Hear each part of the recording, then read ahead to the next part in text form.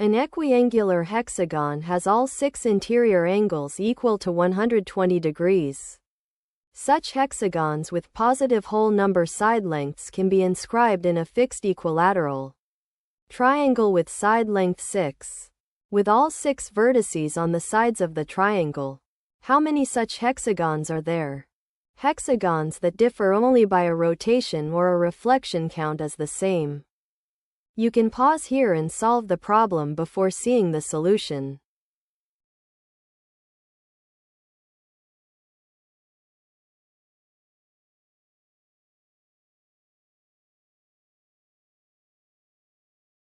Here is the key idea. An equiangular hexagon inscribed in the triangle is exactly what you get by slicing 3 small equilateral triangles off the corners.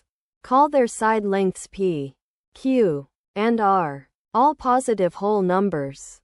Going around the hexagon, its 6 sides are P, then 6 minus P minus Q, then Q, then 6 minus Q minus R, then R, and finally 6 minus R minus P. For every side to be a positive whole number, we need P, Q, and R at least 1, and each pair to add up to at most 5. So P plus Q, Q plus R, and R plus P are each 5 or less.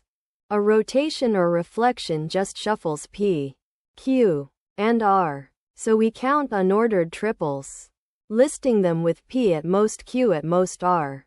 111, 112, 122, 222, 113, 123, 223, and 114. That is 8 triples. So there are 8 such hexagons.